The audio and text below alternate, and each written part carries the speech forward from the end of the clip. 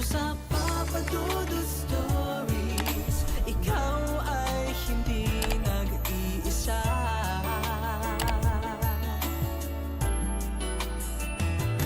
Dito sa Papa Dudut Stories, may nagmamahal sa'yo. Papa Dudut Stories, Papa Dudut Stories. Dear Papa Dudut, sa lahat po ng mga nakatutok ngayon, huwag pong kalimutan mag-like, mag-share at mag-subscribe. Maraming salamat po sa inyong lahat.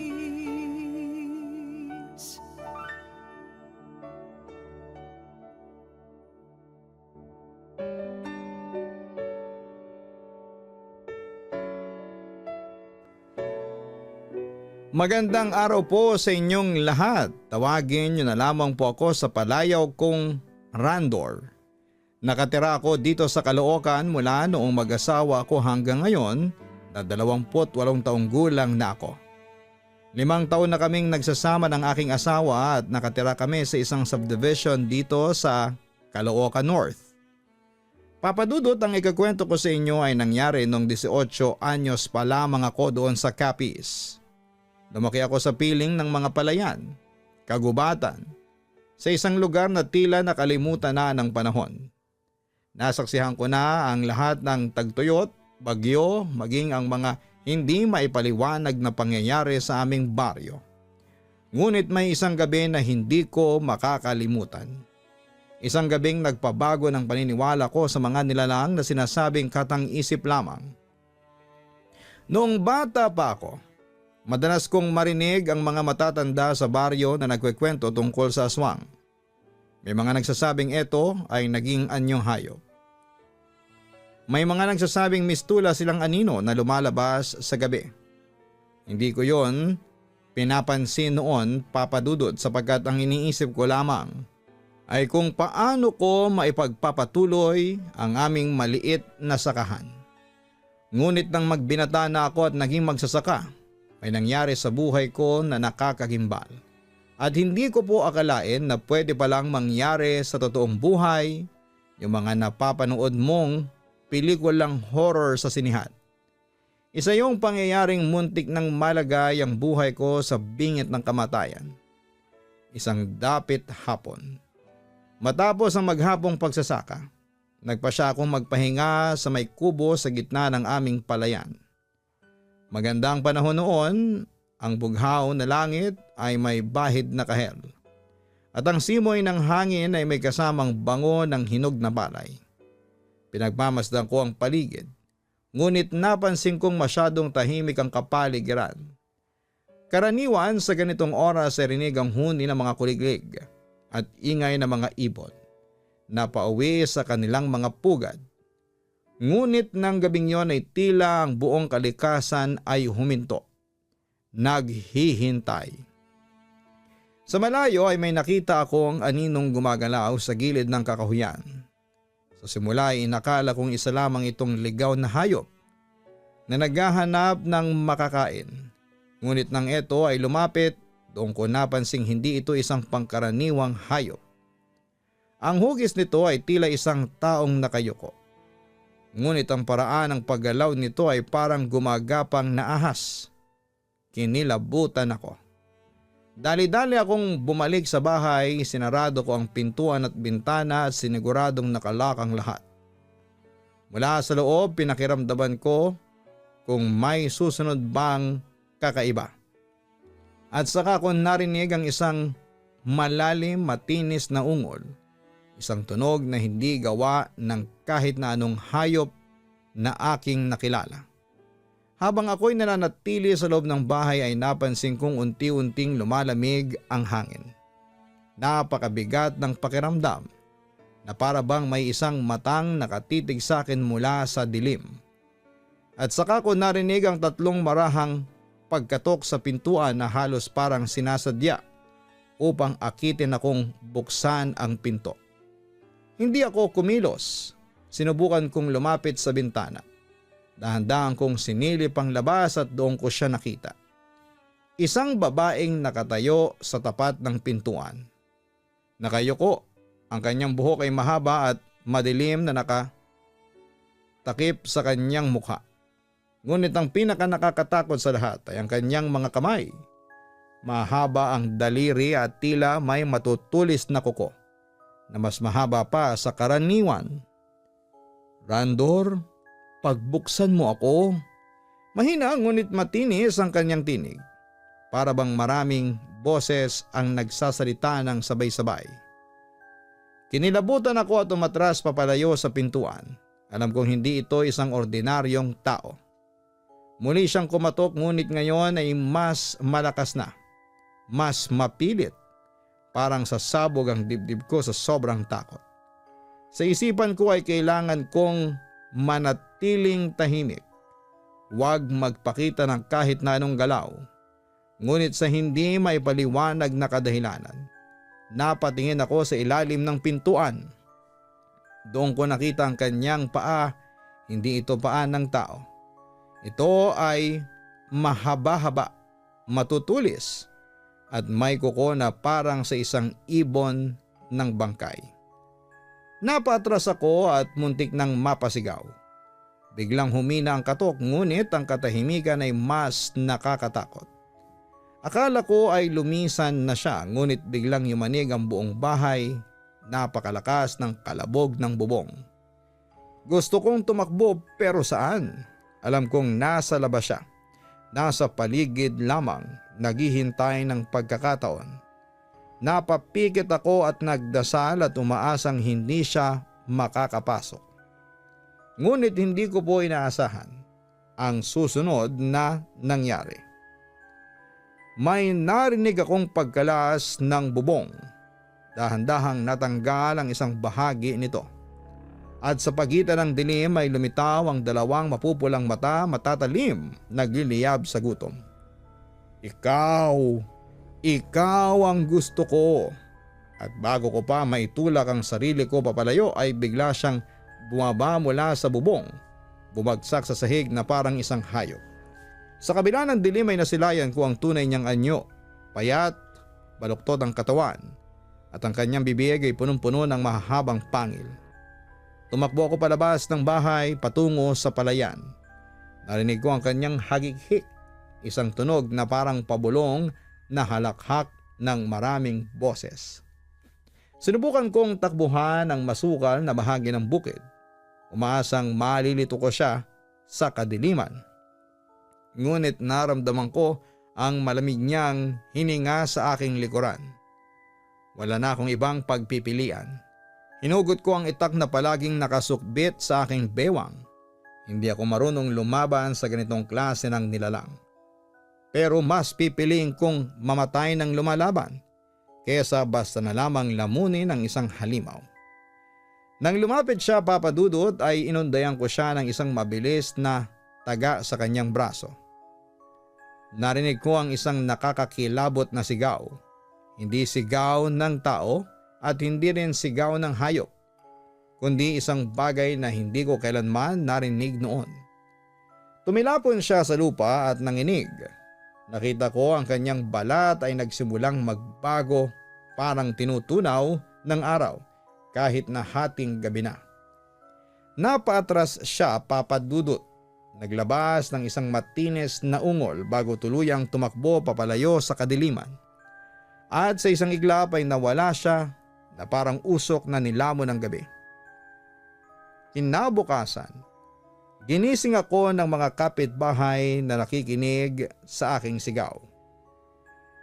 Nang isalaysay ko ang nangyari, nagtinginan ng mga matatanda. Tila may alam sila na hindi ko pa naunawaan. Siya ang aswang na matagal na nating hinahanap, bulong ng isa sa kanila. Nalaman kong matagal na palang may nawawalang babae sa aming baryo. Isang taong nawala, ilang dekada na ang nakalipas. Mula noon ay nagsimula nang may mawala sa gabi, mga hayop, mga bata at kahit mga matatanda. At ngayon ay alam kong hindi pa tapos ang lahat. Dahil bago sila umalis, may natagpuan akong marka sa aking pintuan, isang bakas ng kamay. Mahaba ang daliri, matulis ang kuko. at sa gitna ng baryo nakasulat ang isang babala. Babalik ako. Siyempre Papa Dudut, natakot ako noon pero pinaghandaan ko talaga ang kanyang pagbabalik. Sa kabilang banda, dahil may sapat naman akong pera noong mga panahong yon at sa tulong na rin ng mga magulang ko sa kabilang bahay, at naayos naman agad ang nasirang bubong sa bahay ko. Pagkatapos noon ay naglagay ako ng pangontra laban sa aswang sa loob at labas ng bahay. Nagsunog pa nga ako ng gulong sa labas kasi yun daw ang isa sa mga pantaboy sa mga aswang. Lumipas naman ang mga gabi pero hindi na ako binalikan ng aswang. Ngunit hindi pa rin ako nagpapasigurado dahil baka hinihintay lamang niya na mawala ang depensa ko saka siya aatake sa akin. Pero sa awa ng Diyos, mukhang hindi na talaga babalik ang aswang na yon, Papa Dudut. Yon ang akala ko. Samantala, simula na mangyari sa akin ang unang engkwentro sa aswang ay 6:00 pa lamang ng gabi ay nasa loob na ako ng bahay. Ngunit may pagkakataon na nakakauwi ako ng late at ginagabi rin sa daanan, lalo na kapag inaaya ako ng mga tropa ko. Siyempre bilang kaibigan, sabik din ako sa inuman, galaan at paminsan-minsan ay pagtitinginan sa mga chicks. Hanggang isang araw, inaya ako ng mga tropa ko na pumunta sa baryong katabi lang ng lugar namin. Pero dadaan kami sa isang shortcut na daanan. Bali, itong sinasabing shortcut na daan ay isang kalye sa gitna ng gubat papunta sa isang misteryosong baryo na kinakatakutan ng mga tao sa lugar namin. Kaya kahit na malayo ay doon sila sa normal na daan na naglalakad papunta sa bayan. Pero dahil sa pag-aya ng mga kaibigan ko ay napilit nila akong sumama sa kanila kahit na puno ng pag-aalinlangan. Dagdag pa ng isang kaibigan ko, si Dave, sa Miyerkules kami pupunta dahil may pista daw doon na ginaganap tuwing kabilugan ng buwan. Hindi namin namamalayan na may nakikinig pala sa aming ng mga sandaling yon. Sumulpot bigla ang lolo't lola ko at nagwika na huwag tumuloy sa binabalak na pagpunta sa baryo na yon. Nagbackout na sana ako sa planong sumama sa kanila, ngunit nalaman ko sa mga kasamahan ko na doon pala sa baryong yon nakatirang babaeng crush ko, si Rita. Kinumbinsi ako ng kasamahan ko na naroroon si Rita para makisaya sa pista at pagkakataon ko na raw yon para manligaw sa kanya. Sa totoo lang, wala akong balak na sumama. Pero noong binanggit nila si Rita, nawala ang pag-aalinlangan ko doon sa baryong yon. Ayun na nga, Papa Dudut, dala na rin ng pagiging adventurous ng isang kabataan. Sa halip na kami ay makinig ay tinuloy pa rin namin ang pagpunta sa baryong yon. Nagplano-plano kami na puntahan namin ang sinasabing baryo na iniilaga ng mga taga sa amin kahit na hindi namin alam kung ano ang panganib na maaring harapin. Sumapit ang Miyerkules ng gabi kung saan ay napagpasyahan na puntahan ang baryo sa shortcut. Bago pa kami pumunta ay kumuha ko ng asin, kalamansi at isang punyal na gawa sa tanso dahil na rin sa naranasan ko sa aswang. Mahirap na baka makaengkwentro kami ng aswang habang binabaybay ang daan, at kung hindi nyo na itinatanong ay isang albularyo ang aking lolo. At ang lola ko naman ay may kaalaman sa itim na mahika. Kaya pinuntahan ko sila at kumuha ako ng lana. Dahil itong lana na ito ay makapagsasabi kung may aswang na papalapit sa amin. Pagkatapos kong makuha ang mga kailangan ko ay sinilid ko yon sa bag. Kabilugan yon ng buwan kung saan kami ay nagkayayaan na puntahan ang baryo at napagdesisyonan din namin na sa lumang tulay kami magkita. Habang kami ay naglalakad ay wala man lang dala ang aking mga kasama. Nagtanong ako kung bakit wala silang dala na kahit na ano bukod sa akin. At ayun na nga. Maraming tao sa baryo ang aming pinuntahan. May mga handaan, Papa Dudut, na nagaganap. Nang mapadaan kami sa bahay na may handaan, napansin ko Naamoy bulok ang bahay na aming naabutan. Nang tanungin ko kung naamoy ba nila ang naamoy ko, wala daw silang naamoy na mabaho. Nagtaka na ako. Mamayang kaunti ay nakita ko si Rita, ang babaeng nililigawan ko noon. At hinila niya kami sa bahay nila na katabi lang noong may pahandaan. May pahandaan din daw sa kanila at ang nagluto daw ay ang kanyang lola. Dahil syempre mas may tiwala ako kay Rita kaya doon ko inaya ang mga kaibigan ko, sumunod naman sila sa akin. Pinapasok kami ni Rita sa kanyang bahay. Nagulat ako kasi bumungad kaagad ang hapagkainan na punong-puno ng mga pagkain. Pero sa hindi malamang kadahilanan ay kinabahan ako sa loob ng bahay. Para kasing may mali lalo na sa mga handang pagkain. Pero hindi ko matukoy kung anong eksaktong mali, Papa Dudut. Basta ramdam ko lang na parang may madidiskubre ako sa bahay ng crush ko. Hanggang sa isang matandang babae na nakalugay ang buhok ang lumapit, nag-abot sa amin ng mga pagkain sa lamesa. Ito na nga yung lola ni Rita. Sinabihan niya kami na kumain lang ng kumain. Si Rita pa nga ang nag-serve ng pagkain sa amin. At willing-willing naman ang mga kaibigan ko. Sa ganda ba naman ni Rita, Papa Dudut? Ang sweet niyang ngumiti. Mapupungay ang kanyang mga mata. At hindi matatawarang alindog ang meron siya. Sinong lalaki ang hindi makakapansin noon? Kaya nga crush na crush ko noon si Rita. Inabutan naman ako ni Rita ng pagkain.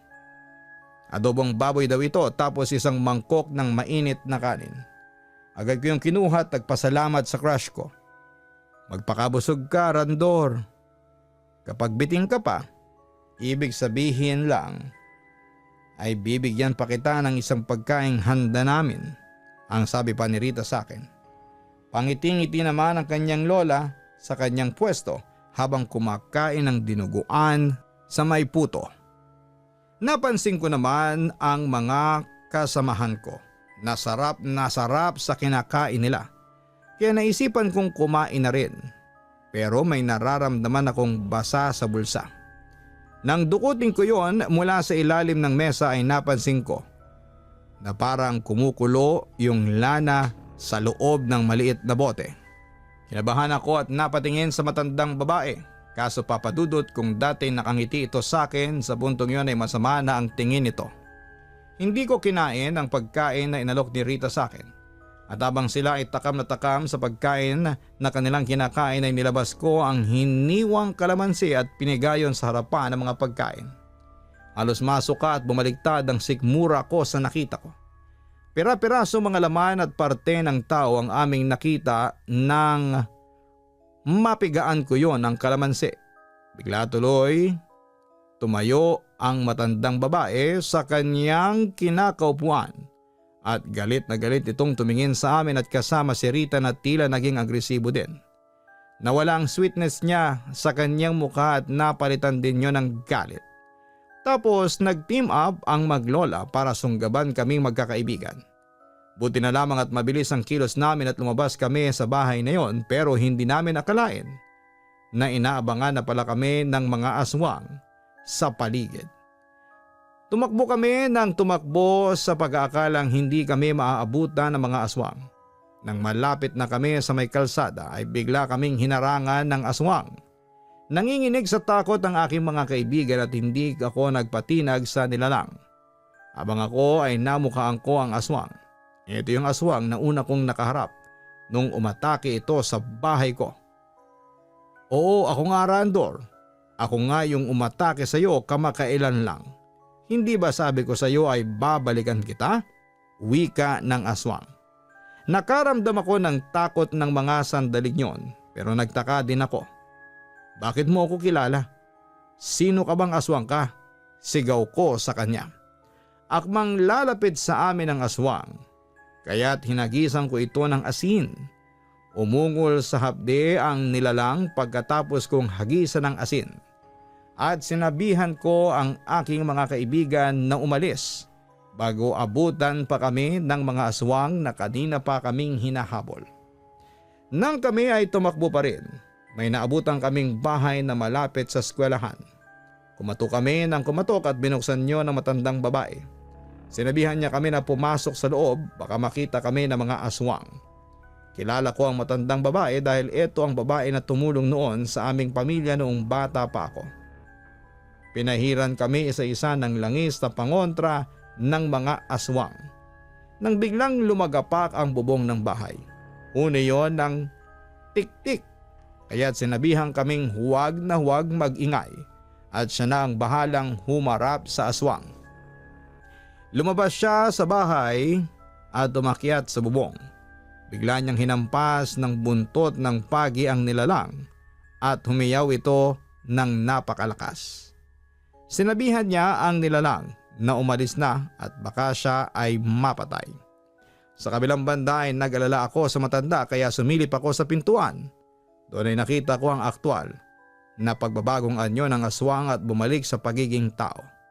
Nanlaki ang mga mata ko nang mamukhaan kong kung sino yon. Si Rita. Nakita naman ako ni Rita habang pinahihirapan siya ng matanda. Oo, Randor, ako ang umatake sa iyo doon sa bahay mo. Hindi kita gustong patayin ng gabing yon. Gusto ko lang na gawin kang aswang, sabi pa niya sa akin. Pero bakit? Bakit gusto mong maging aswang din ako? Ano bang balak mo sa akin? Tanong ko sa kanya. Kasi may gusto ako sa iyo. Gusto kitang mapangasawa, Randor. Pero hindi pwedeng maging tayo kasi aswang ako at tao ka. Pag-amin niya sa akin habang namimilipit sa sakit dahil sa paghampas sa kanya ng buntot pagi ng matandang babae. Hindi nagtagal ay nakatayo si Rita. Umiyak at patakbo itong lumayo sa amin ng hubot-hubad. Mabilis namang pumasok sa loob ng bahay ang matanda at nagkandado siya ng pintuan. Baka bumalik pa yung aswang at magsama siya ng mga kasama niya. Bukas na kayo bumalik sa mga bahay ninyo. Dito muna kayo matulog. Wika ng matanda sa amin. Pumayag namang kaming lahat. Ginamot ng babae ang mga kasamahan ko na nakakain ng pagkain ng aswang. Nang umaga na ay hinatid kami ng babae at pinaliwanag niya sa aming mga magulang ang nangyari sa amin. Napagalitan kami ng aming mga magulang at nangako kaming hindi na babalik sa baryo ng mga aswang. Sa kabilang banda, nawala ang paghanga ko kay Rita. Matapos kong malaman ang totoo mula sa kanya. Kapag gabi, naririnig kong may umaakyat na kung anong nilalang sa bubong ng bahay ko. At alam kong si Rita yon.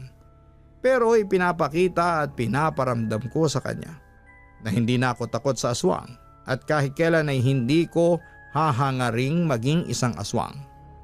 Samantala ay natigil lang ang panggugulo ni Rita sa akin nang umalis na ako sa lugar namin para makipagsapalaran dito sa Metro Manila.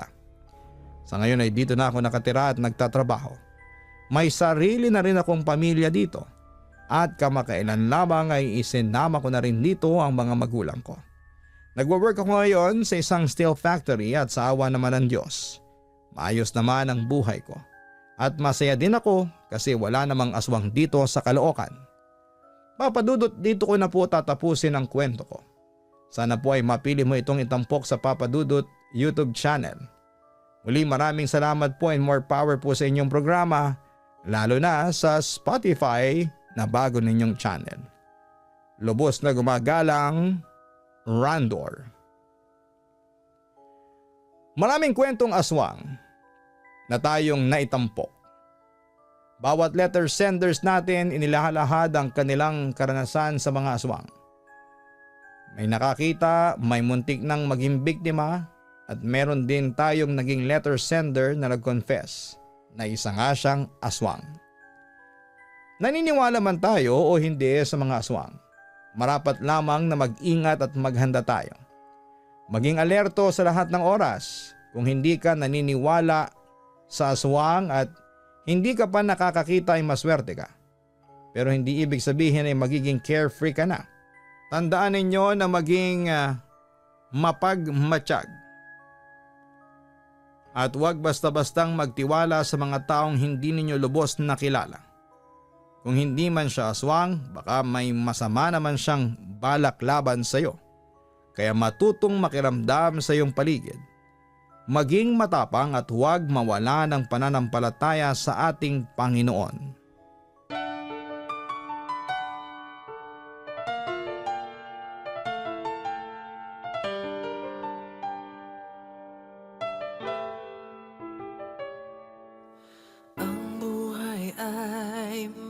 mahiwaga, laging may lungkot at saya. Sa Papa Dudut Stories, laging may karamay ka.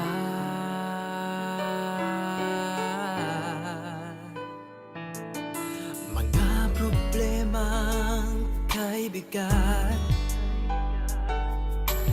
dito ay pakikinggan ka. Sa Papa Dudut Stories, kami ay iyong kasama.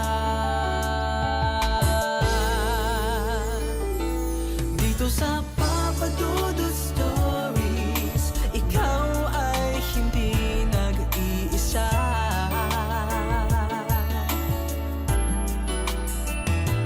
Dito sa Papa Dudut Stories, may nagmamahal sa'yo.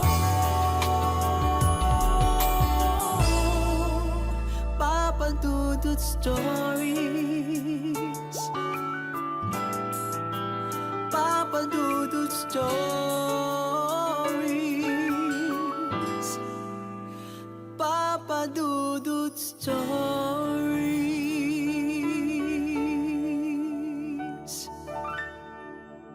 Dito sa Papa Dudut